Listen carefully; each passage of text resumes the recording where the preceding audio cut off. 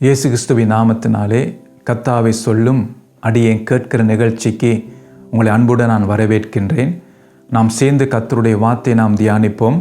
கடந்த முறை பல காரியத்தை நாம் தியானித்தோம். பாருங்கள், அந்த உலர்ந்து போன நிலைமைக்கு என்ன காரணம்னு சொல்லி நாம் தியானித்தோம்.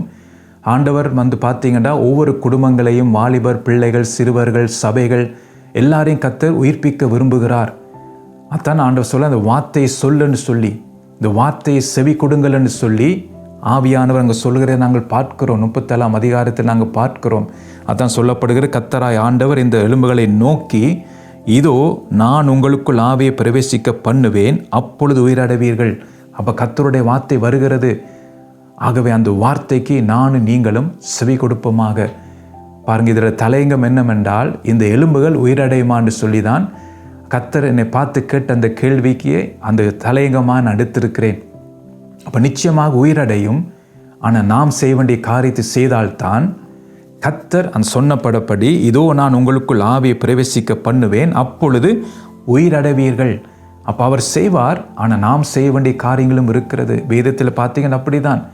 ஆபிரகாமை அழைக்கிறார். ஆனால் அவருக்கு முதல்ல என்ன சொல்லுகிறார்? உன் இனத்தையும் உன் தகப்பன் வீட்டையும் எல்லாத்தையும் விட்டுட்டு வா, நான் காண்பிக்கும் தேசத்துக்கு போ. அப்போ அந்த நாம் செய்ய வேண்டும். அது செய்தால்தான் கர்த்தர் சொன்ன காரியத்தை செய்வார். அதே போலத்தான் பல இடங்களில் நாங்கள் பார்க்கும்போது அப்படித்தான், வேதத்தை வாசிக்கும் போது கர்த்தர் பல நிபந்தனைகளை வைத்திருக்கிறார். வாக்குத்தத்தம் இருக்கிறது தான். ஆனால் அந்த வாக்குத்தத்தை பெறுவதற்கேற்ற கிரியைகள் நாம் செய்ய வேண்டும். வாக்குத்தத்தம் சும்மா தரப்படவில்லை. நாம் செய்ய வேண்டிய காரியத்தை நாம் செய்தால்தான் அந்த வாக்குத்தத்தம் நம்முடைய வாழ்க்கையிலே கிரியை செய்யும், பலன் தரும். அதை நாம் மறந்துவிடக்கூடாது. அதுதான் இந்த ஆண்டிலே கர்த்தர் நாம் உயிர்ப்பிக்க விரும்புகிறார். சபைகளை உயிர்ப்பிக்க விரும்புகிறார்.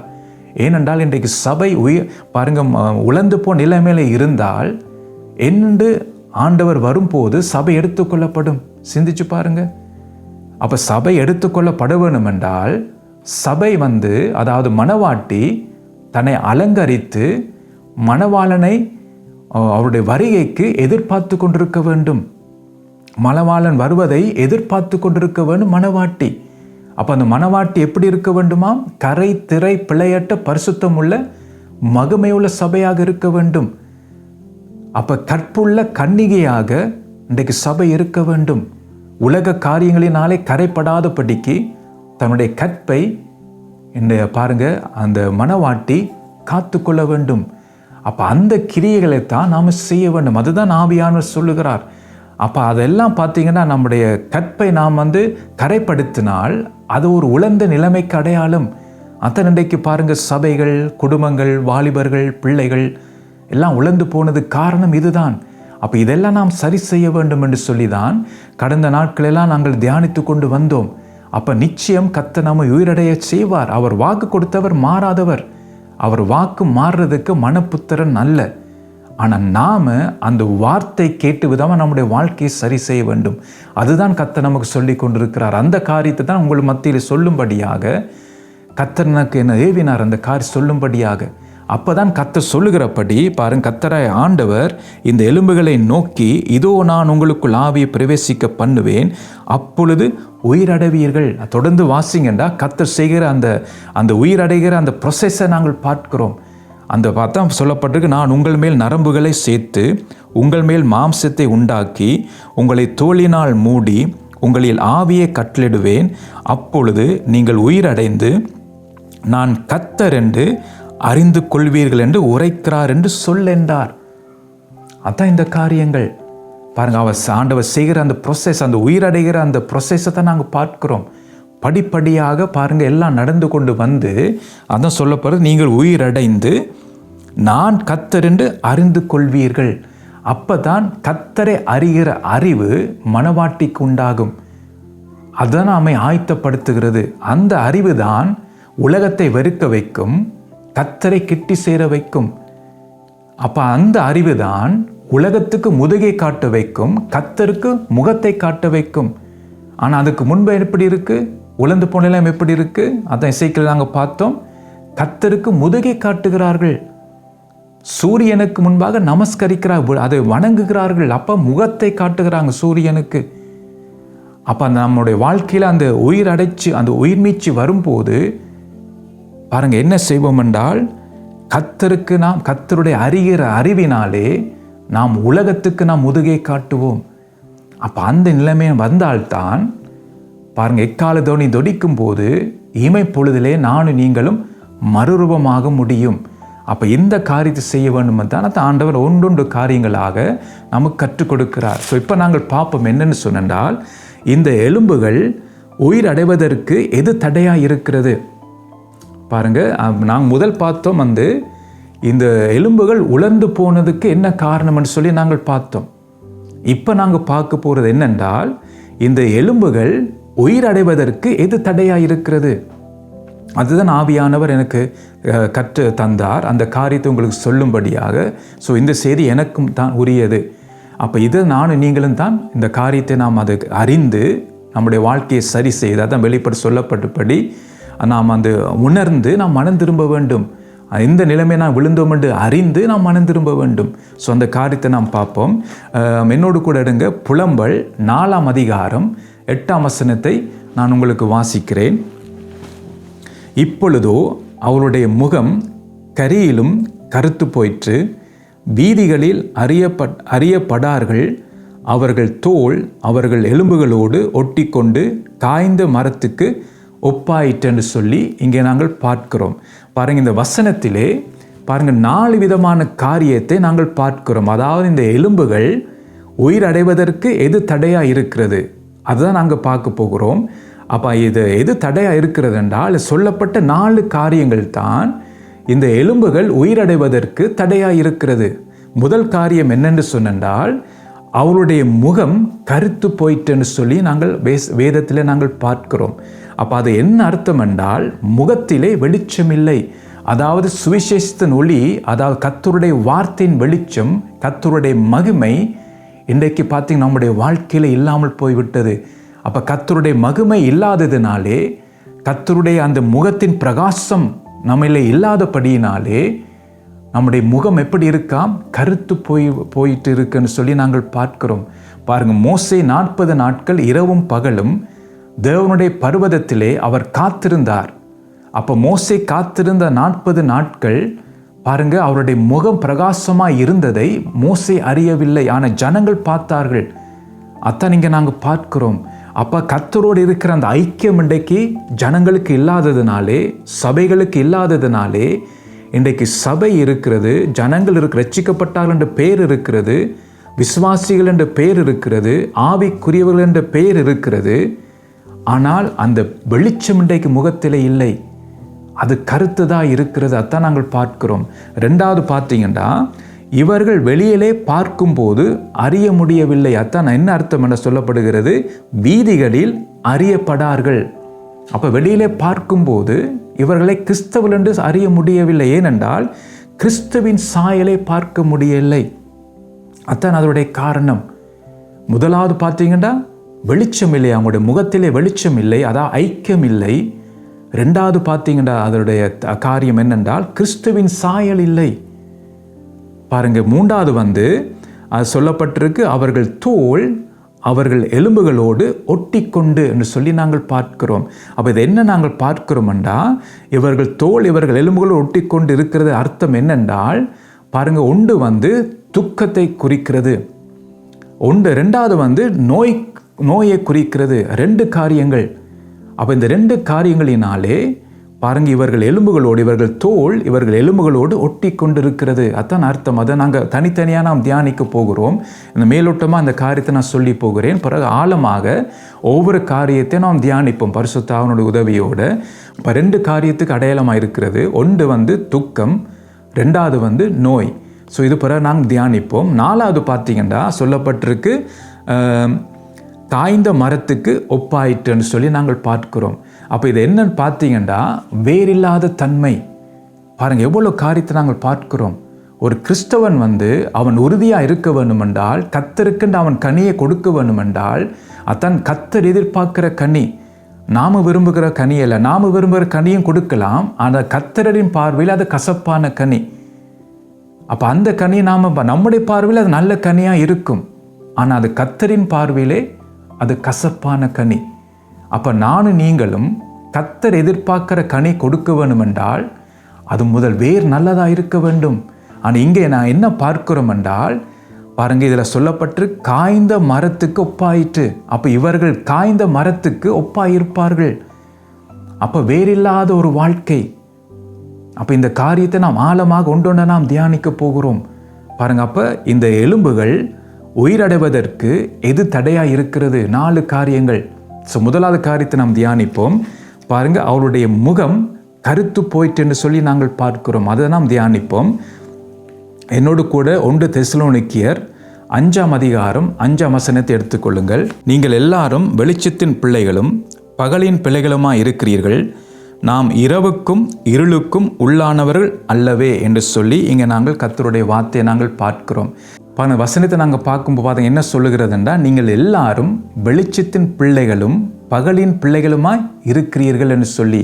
அப்போ நாம் இரவுக்கும் இருளுக்கும் உள்ளானவர்கள் அல்லவேன்னு சொல்லி நாங்கள் பார்க்கிறோம். பாருங்கள், இந்த இரவுன்னு சொல்லும்போது அந்த இரவு நேரத்திலே எங்கே வெளிச்சம் இல்லாட்டால் ஒரு மனிதன் அங்கே நின்றால் அந்த மனிதனின் முகத்தை நாங்கள் பார்க்க முடியாமல் இருக்கும். ஏனென்றால் சுற்றி வர இருளாக இருக்கிறது. அப்போ இங்கே தான் அந்த பார்க்குறீங்க. அப்போ இரவுக்கும் இருளுக்கும் உள்ளானவர்கள் அல்லவே. அப்போ இருளில் யார் இருந்தால் பாருங்கள், அவர்கள் யாராக இருந்தாலும் அவங்களுடைய முகம் நமக்கு தெரியாமல் இருக்கும். ஆனால் அதே நேரத்தில் பார்த்தீங்கன்னா ஒரு மனுஷன் வெளிச்சத்தில் இருக்கும்போது அவனுடைய முகம் வடிவாக நமக்கு தெரியும். ஏனென்றால் சுற்றி வர எல்லா இடம் வெளிச்சமாக இருக்கிறபடியினால் அந்த மனிதனை நாம் அடையாளம் கண்டு கொள்ள முடியும். அதான் இருளுக்கும் வெளிச்சத்துக்கும் குறித்து வித்தியாசம். அப்போ வேதம் என்ன சொல்லுகிறது? நீங்கள் எல்லாரும் வெளிச்சத்தின் பிள்ளைகளும் பகலின் பிள்ளைகளுமாய் இருக்கிறீர்கள் என்று சொல்லி. இருப்பீர்கள் என்று சொல்லவில்லை, இருக்கிறீர்கள். ஏன்னா ரட்சிக்கப்பட்ட நாங்கள் அப்படித்தான் இருக்க வேண்டும். எப்படி இருக்க வேண்டும்? வெளிச்சத்தின் பிள்ளைகளும் பகலின் பிள்ளைகளுமாய் நாம் இருக்க வேண்டும். அத்தான் வேதம் நமக்கு சொல்லுகிறது. அப்போ நாம் இருளிலே நாம் இருந்தோம் என்றால் பாருங்க, மற்றவர்கள் நம்மை பார்க்க முடியாதபடி இருக்கும். ஏனென்றால் நாம் இருளிலே இருக்கிறபடியினால், இரவுள் இருக்கிறபடியினாலே நம்முடைய முகத்திலே அந்த பிரகாசம் இருக்காது. அதைத்தான் இருண்ட தன்மையாக இருக்கும். அதான் நாங்கள் பார்க்கிறோம். அவளுடைய முகம் கருத்து போயிட்டு என்றால் வெளிச்சம் இல்லாதபடியினாலே பாருங்க பார்க்க முடியலை. அப்போ ரட்சிக்கப்பட்ட நம்முடைய வாழ்க்கையிலே அங்கே வேதம் சொல்லுகிறபடி நாம் பகலின் பிள்ளைகளும் வெளிச்சத்தின் பிள்ளைகளாக இல்லாமல் போனால் பாருங்கள், ஆட்டோமேட்டிக்காக நம்முடைய வாழ்க்கையில் என்ன நடக்கும் என்றால் இருளுக்கும் இரவுக்கும் உள்ளானவர்களாய் நாங்கள் மாறுவோம். அதான் சொல்லப்படுகிறது. அப்போ வெளிச்சம் இல்லாமல் போனால் இருள் வந்துவிடும். அப்படிதானே? வெளிச்சம் இருக்கும் வரைக்கும் இருள் வராது. ஆனால் வெளிச்சம் போன உடனே இருள் இருக்கிறபடினால் அது இருள் வந்துவிடும். அதான் நான் கவனமாக இருக்கும். அப்போ இரவுக்கும் இருளுக்கும் உள்ளானவர்கள் எப்படி இருப்பார்கள்?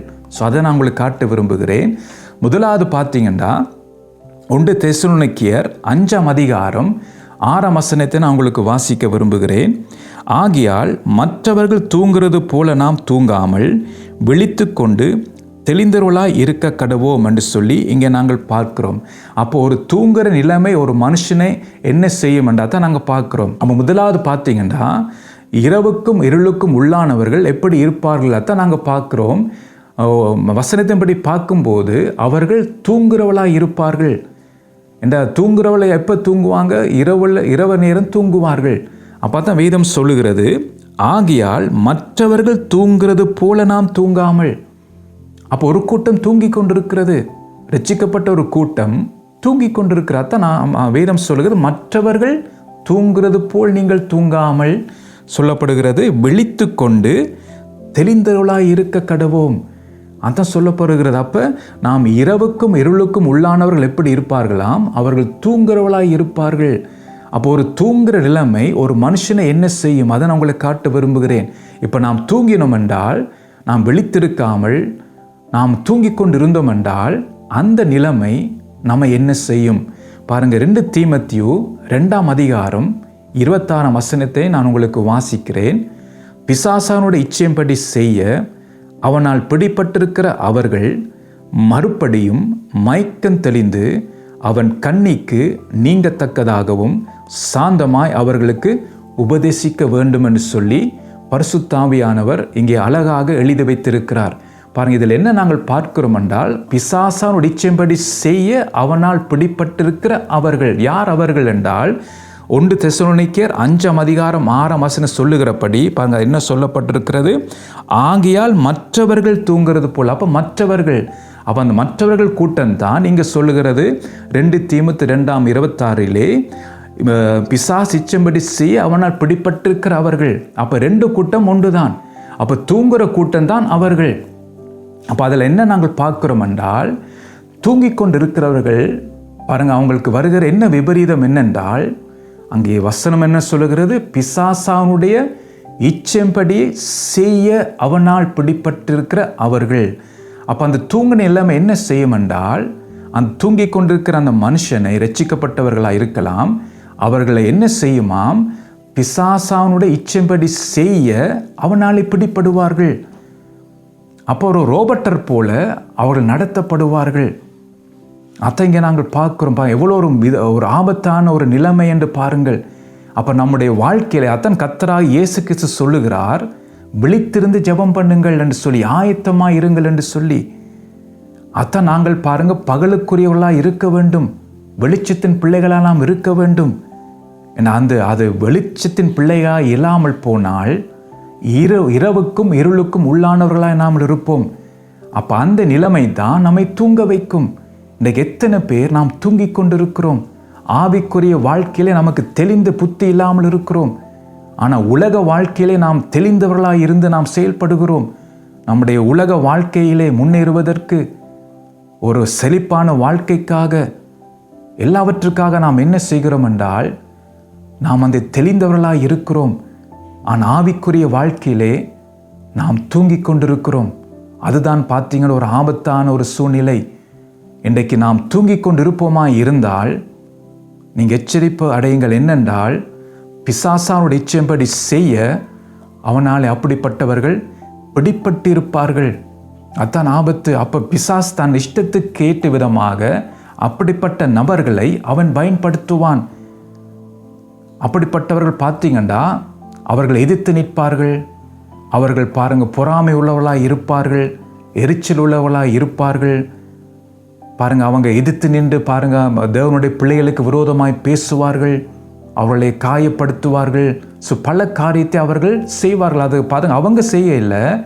ஏன்னா அவங்க அந்த மயக்க நிலைமையில் இருக்கிறபடியினால், தூங்கி கொண்டு இருக்கிறபடியினாலே பிசாசானவன் அவர்களை எடுத்து பயன்படுத்துவான். அத்தன்றைக்கு சபைகளுக்குள் குழப்பங்கள் வருகிறது, சண்டைகள் வருகிறது, பிரிவினைகள் வருகிறது. பாருங்க, குடும்பங்களுக்குள்ளே பார்த்தீங்கன்னா ஒற்றுமை இல்லை, ஐக்கியம் இல்லை, சண்டைகள். அதுக்கு என்ன காரணம் என்றால், இன்றைக்கு குடும்பங்களும் இன்றைக்கு சபைகளும் தூங்கி கொண்டிருக்கிறது. அப்போ தூங்கி கொண்டு இருக்கிறதுனாலே அதாலே வருகிற விபரீதம் என்னென்றால், பிசாசு இச்சம்படி செய்ய அவனாலே பிடிப்படுவார்கள். அப்போ பிசாசு இலகுவாக இப்படிப்பட்ட மனிதர்களை கொண்டு சபையை கெடுப்பான், குடும்பத்தை கெடுப்பான். அதை இன்றைக்கு நாங்கள் பார்க்கிறோம். இன்றைக்கு குடும்பங்களை நாங்கள் பார்க்கிறோம். இன்றைக்கு குடும்பங்கள் எல்லாம் கெடுக்கப்பட்டு போயிருக்கிறது. ஏனென்றால் இன்றைக்கு பிசாசு அப்படிப்பட்ட நபர்களை, தூங்கி கொண்டிருக்கிற நபர்களை பயன்படுத்தி குடும்பங்களை கெடுக்கிறான். அதே நேரத்தில் சபைகளையும் கெடுக்கிறான். இன்றைக்கு சபையில் இருக்கிற விசுவாசிகள், ஊழியக்காரர்கள் தூங்கி கொண்டு இருப்பார்களா இருந்தால் அவன் என்ன செய்வான் என்றால், பிசாசு இச்சம்படி செய்ய அப்படிப்பட்டவர்கள் பிடிப்பட்டு பாருங்க, பிசாசு நடத்துகிற விதமாக அப்படிப்பட்டவர்களை நடத்தி சபையை கெடுப்பான். அதான் நாங்கள் பார்க்குறோம். குழப்பங்கள், சண்டைகள், பிரிவினைகள், வாக்குவாதங்கள், பொறாமைகள், எரிச்சல்கள், கோபங்கள், கசப்புக்கள், இதெல்லாம் சபையிலே நாங்கள் பார்க்கிறோம். அதான் இங்கே நாங்கள் பார்க்குறோம். அடுத்தது பார்த்தீங்கன்னா, அடுத்தது அவங்க என்ன செய்ய, கண்ணிக்கு இருப்பாங்க, பிசாசுடைய கண்ணிக்கு. அந்த கண்ணியிலே அவர்கள் அப்படியே மாட்டுப்பட்டு இருப்பார்கள். அதுக்கு என்ன காரணம்? மயக்கம். பாருங்க, அந்த மயக்கம் அப்படியே அந்த கண்ணியில வைத்திருக்கு. அப்போ அது ஒரு விடுதலை வர வேண்டும். அப்போ இதுக்கு இந்த நிலைமைக்கு வருவதுக்கு என்ன காரணம் என்றால், வேதத்தில் நான் என்ன பார்க்கிறோம்? அவள் தூங்குறவளாய் இருக்கிறார்கள். தூக்க நிலைமை. 1 தெசலோனிக்கர் 5:6 நாங்கள் வாசித்தோம். தூங்கினதுனாலே அதாலே வருகிற அந்த விபரீதத்தை நாங்கள் பார்க்கிறோம். அதை இங்கே நாங்கள் பார்க்கிறோம். இந்த காரியத்தை பாருங்க. முதலாவது நாங்கள் பார்த்தோம், அந்த தூங்கல் இல்லாம என்ன செய்ய மாட்டான்? பிசாசன் ஒழிச்சம்படி செய்ய அவனாலே பிடிப்பட்டிருப்பார்கள். 2வது அவனுடைய கண்ணிக்குள் இருப்பார்கள். அதான் வேதம் சொல்லுகிறது. அதான் அவர்கள் மறுபடியும் மயக்கம் தெளிந்து, அத்தன் மயக்க தெளிவு வர வேண்டும். மறுபடி மயக்கம் தெளிந்து. ஏன் மறுபடி மயக்கம் தெளிந்து என்று பார்த்தீங்கன்னா, ரட்சிக்கப்படுகிறதுக்கு முன்பாக நாம் இந்த தூங்குற நிலைமையில தான் இருந்தோம், இந்த மயக்க நிலைமையிலே நாம் இருந்தோம். அதான் பாருங்கள், அதை நான் வாசிக்க விரும்புகிறேன். அப்போ நீங்கள் அதை விளங்கிக் கொள்வீங்க. எபேசியர் 2ஆம் அதிகாரம் 1-3 வசனங்களை வாசிக்கும் போது நாம் ரட்சிக்கப்படுகிறதுக்கு முன்பாக இருந்த அந்த மயக்க நிலைமையை நாங்கள் பார்க்கலாம். அக்கிரமங்களினாலும் பாவங்களினாலும் மரித்தலாயிருந்த உங்களை உயிர்ப்பித்தார். அவைகளில் நீங்கள் முற்காலத்திலே இவ்வுலக வழக்கத்துக்கு ஏற்றபடியாகவும் கீழ்ப்படியாமின் பிள்ளைகளிடத்தில் இப்பொழுது கிரியை செய்கிற ஆகாயத்து அதிகார பிரபுவாகிய ஆவிக்கேற்றபடியாகவும் நடந்து கொண்டீர்கள். அவர்களுக்குள்ளே நாம் எல்லாரும் முற்காலத்திலே நமது மாம்ச இச்சையின்படி நடந்து நமது மாம்சமும் மனசும் விரும்பினவைகளை செய்து ஸ்வாபத்தினாலே மற்றவர்களைப் போல கோபாக்கினின் பிள்ளைகளாய் இருந்தோம் என்று சொல்லி நாங்கள் பார்க்கிறோம். அப்போ இதுதான் பார்த்தீங்கன்னா, நாம் ரட்சிக்கப்படுகிறதுக்கு முன்பாக அந்த மயக்க நிலைமையில தான் இருந்தோம். அதான் வேதம் சொல்லுகிறது, அவர்கள் மறுபடி மயக்கம் தெளிந்து. அப்போ ரட்சிக்கப்படுவது முன்பாக அந்த மயக்கத்தில் இருந்தோம். ரட்சிக்கப்பட்ட பிற்பாடு நாம் வெளிச்சத்தின் பிள்ளைகளால் அங்கே வந்தோம், வெளிச்சத்தண்டே நாங்கள் வந்தோம். ஆனால் நாம் மனம் திரும்பாமல் போகும்போது, நம்முடைய வாழ்க்கையில் அந்த வாழ்க்கையை சரி செய்யாமல் போகும்போது, அத்தனை கடந்த முறையெல்லாம் நாங்கள் பார்த்து நாங்கள் அப்போ என்ன நடக்கும்னா, அந்த தூங்கு நிலைமைக்கு நாம் திரும்பி வந்து விடுவோம். அப்போ இரவுக்கும் இருளுக்கும் நாம் உள்ளாகி விடுவோம். அப்போ அந்த நிலைமை என்ன செய்யும்னா, நம்மை தூக்கத்தில் வைக்கும். அப்போ நாம் தூங்கி போவோம். அவன் தூக்கமா இருக்கும் போது நாம் மறுபடியும் என்ன செய்கிறோம் என்றால், அந்த மயக்க நிலைமைக்கு வருகிறோம். அதான் சொல்லப்படுகிறது பாருங்க, அவைகளில் நீங்கள் முற்காலத்திலே இவ்வுலக வழக்கத்துக்கு ஏற்படியாக. இப்போ உலகத்தை நாங்கள் பார்க்கும்போது இதான் நாங்கள் பார்க்கிறோம் உலகத்தை. அந்த உலகத்தின் வழக்கம் அதுதான். அப்போ அந்த வழக்கத்துக்கும் படியே நான் திரும்பமாக நடக்க தொடங்கிடுவோம்.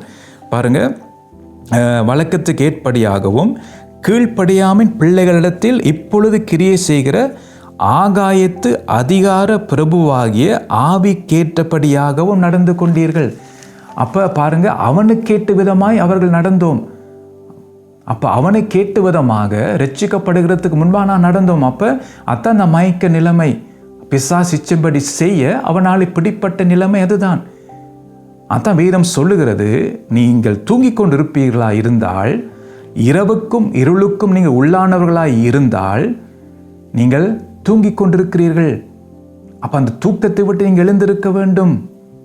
அப்படி எழுந்திருக்காவிட்டால் இப்போ மறுபடியும் அதான் பாருங்க, முதல் எப்படி நான் ரட்சிக்கப்படுறதுக்கு முன்பாக பிசாசு இச்சைப்படி செய்ய அவனாலே நடத்தப்பட்டோமோ, அப்போ அதே போல இப்போ நடத்தப்படுவோம். அதனால தான் நாம் எச்சரிக்கையாக இருக்க வேண்டும். அந்த மயக்க நிலைமையிலிருந்து நாம் மறுபடியும் அதான் வேதம் சொல்ல, அவர்கள் மறுபடியும் மயக்கம் தெளிவு வர வேண்டும். அதான் வேதம் சொல்ல, என்ன செய்யணும், அதுக்கு என்ன செய்யணும், இந்த மயக்க நிலைமையிலிருந்து நாம் வெளியில் வர வேணும் என்றால், அந்த காரியத்தில் நாங்கள் தப்ப வேணும் என்றால், அதில் எனக்கு ஒரு விடுதலை வர வேணும் என்றால், வேதம் நமக்கு என்ன சொல்லுகிறது பாருங்கள், சாந்தமாய் அவர்களுக்கு உபதேசிக்க வேண்டும். கர்த்தருடைய வார்த்தை அதான் இங்கே நாங்கள் பார்க்கிறோம். அப்போ இந்த நிலைமையிலிருந்து, அந்த தூங்கு நிலைமையிலிருந்து பாருங்க, நான் விடுதலையாக வேணும் என்றால் வேதம் என்ன சொல்லுகிறது, சாந்தமாய் உபதேசிக்க வேண்டும். அதான் கர்த்தருடைய வார்த்தை. சத்தியத்தை அறிவீர்கள், சத்தியம் உங்களை விடுதலையாக்கும். அப்போ கர்த்தர் நமக்கு விடுதலை தர விரும்புகிறார். ஆனால் நான் என்ன செய்ய வேண்டும் என்றால், தூக்கத்தை விட்டு நாம் எழுந்திருக்க வேண்டும். அதான் வெளிப்படுத்த நான் பார்த்து, நீ எந்த நிலைமையில் விழுந்தாய் என்பதை நினைத்து மனம் திரும்பி, அதான் தூக்கத்தை விட்டு எழுந்திருப்பது, மனம் திரும்புவது. அப்போ கர்த்தருடைய வார்த்தையை நான் பாருங்க 100% நான் கர்த்தருடைய வார்த்தைக்கு செவி கொடுக்க வேண்டும். அப்போ கர்த்தருடைய வார்த்தை என்னுடைய வாழ்க்கையில் முதலிடமாக இருக்க வேண்டும். அப்போ உலக காரியங்கள் எனக்கு முதலிடமாக வந்தால், தேவனுடைய வார்த்தை எனக்கு பின்னால் போனால், இதுதான் வருக விபரீதம், தூங்க நிலைமை. அப்போ இரவுக்கும் இருளுக்கும் நாம் உள்ளானவர்களாய் காணப்படுவோம். அப்போ இதிலிருந்து நாம் வெளியில் வர வேண்டும். இந்த மயக்க நிலைமை தான் வெளியில் வர வேண்டும் பாருங்க. அப்போ இதுதான் முக்கியம். அப்போ அதனால தான் வேதம் சொல்லுகிறது, சாந்தமாய் நாம் அவர்களுக்கு உபதேசிக்க வேண்டும் என்ற கர்த்தருடைய வார்த்தை தான் எனக்கும் உங்களுக்கும் அந்த விடுதலையை தரும். பாருங்க, ஒரு வசனத்தை நான் வாசிக்கிறேன், அப்போ தான் நீ விளங்கிக் கொள்வீங்க. 2 கொரிந்தியர் 4ஆம் அதிகாரம் 4ஆம் வசனத்தை நான் வாசிக்கிறேன். தேவனுடைய சாயலாய் இருக்கிற கிறிஸ்துவின் மகிமையான சுவிசேஷத்தின் ஒளி அவிசுவாசிகளாகிய அவர்களுக்கு பிரகாசமாய் இராதபடிக்கு இப்பிரபஞ்சத்தின் தேவனானவன் அவருடைய மனதை குருட்டாக்கினான் என்று சொல்லி இங்கே நாங்கள் பார்க்கிறோம். பாருங்க, அப்போ ஒரு மனிதனுக்குள் கர்த்தருடைய வார்த்தை தங்கி இருக்கும் போது அவனுடைய வாழ்க்கை பிரகாசமாக இருக்கும். அத்தன் வெளிச்சத்துக்கு அடையாளம். அதை இங்கே நாங்கள் பார்ப்போம். இப்படிப்பட்டவர்கள் வெளிச்சத்தின் பிள்ளைகளும் பகலின் பிள்ளைகளுமாய் இருக்கிறார்கள். அதான் இங்கே பார்க்குறோம். அப்போ பாருங்கள், தேவனுடைய சாயலாக இருக்க கிறிஸ்துவின் மகிமையான சுவிசேஷத்தின் ஒளி.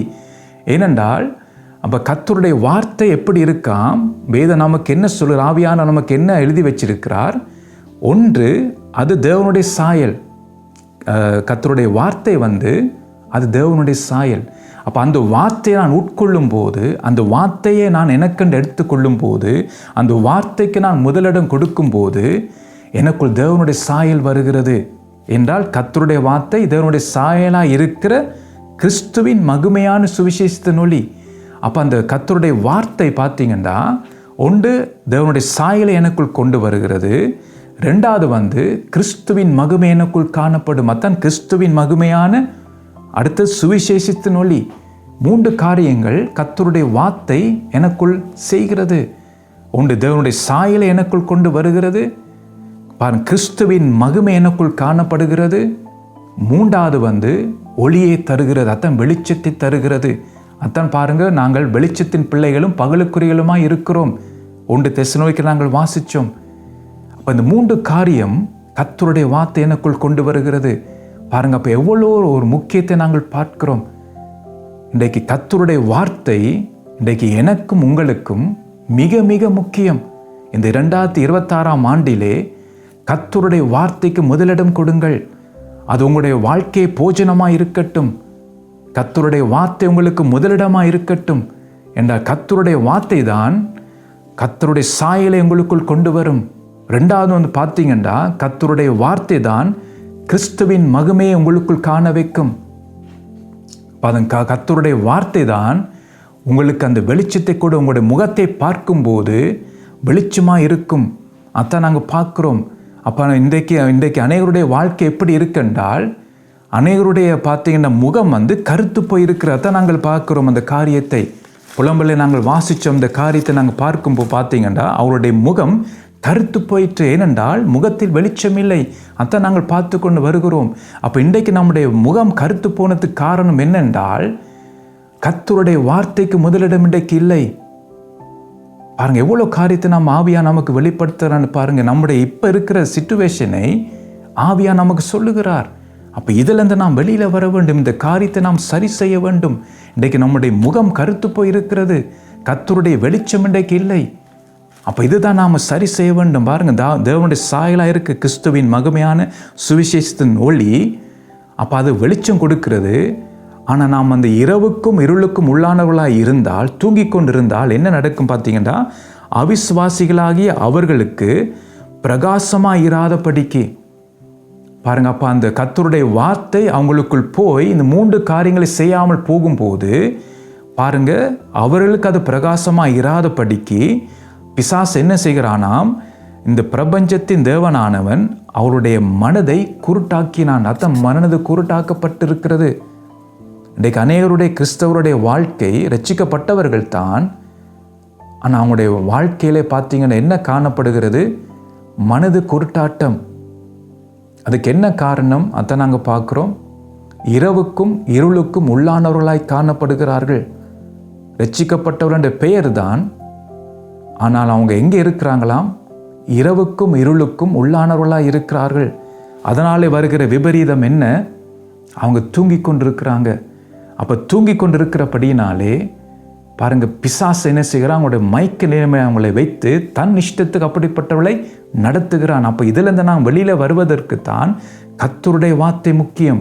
ஏனென்றால் கர்த்தருடைய வார்த்தை 3 காரியத்தை நமக்குள் கொண்டு வருகிறது. அதான் நாங்கள் பார்த்தோம். தேவனுடைய சாயலை கொண்டு வருகிறது, கிறிஸ்துவின் மகிமையை நமக்குள் கொண்டு வருகிறது. மூன்றாவது கிறிஸ்துவின் வெளிச்சம், அதாவது ஒளி நமக்குள் வருகிறது. அப்போ இந்த காரியத்தை நாம் பார்க்குறோம். ஸோ இதோடு நான் முடிக்கிறேன். அடுத்த முறைக்கு தொடர்ந்தும் காரியத்தை நாம் தியானிப்பேன். பல காரியங்கள் ஆவியானவர் உங்களுக்கு சொல்லும்படியாக எனக்கு கற்றுக் கொடுத்தார். ஸோ இன்னும் பல காரியத்தை நாம் கற்றுக்கொள்ளப் போகிறோம். ஸோ இந்த செய்தியை கவனமாய் கேளுங்கள். ஏன்னா 2026ஆம் ஆண்டிலே கர்த்தர் ஒரு எழுப்புதலை கொண்டு வர விரும்புகிறார். தனிப்பட்ட நபர்கள் மத்தியிலும், குடும்பங்கள் மத்தியிலும், சபைகள் மத்தியிலும் ஒரு எழுப்புதல் உண்டாக வேண்டும். ஏனென்றால் மீட்கப்படும் நாளுக்கு நாம் ஆயத்தப்பட வேண்டும். இன்றைக்கு சபை இன்றைக்கு இந்த நிலைமையில சபை உழந்து போய் இருக்கிறதுனாலே இன்றைக்கு பார்த்தீங்கன்னா சபை ஆயத்தமாக முடியலை. அதனால தான் ஆவியானவர் இந்த காரியத்தை நமக்கு சொல்லுகிறார், நாம் ஆயத்தப்படுவதற்காக. அப்போ தான் நம்மை உயிர்ப்பிக்கும் போது நம்முடைய வாழ்க்கையில் ஒரு எழுப்புதல் உண்டாகும், சபை எழுப்புதல் அடையும். அதுபோலத்தான் பார்த்தீங்கன்னா அவருடைய எக்கால தொனிக்கும் போது நாம் எல்லாரும் மறுரூபமாகி நாம் எடுத்துக்கொள்ளப்பட முடியும். ஸோ இதற்காகத்தான் கர்த்தருடைய ஆவியானவர் என்னோடும் உங்களோடும் பேசி கொண்டிருக்கிறார். ஸோ அடுத்த முறைக்கு நான் உங்களை சந்திக்கிறேன். கர்த்தர் தாமே உங்களை ஆசீர்வதிப்பாராக.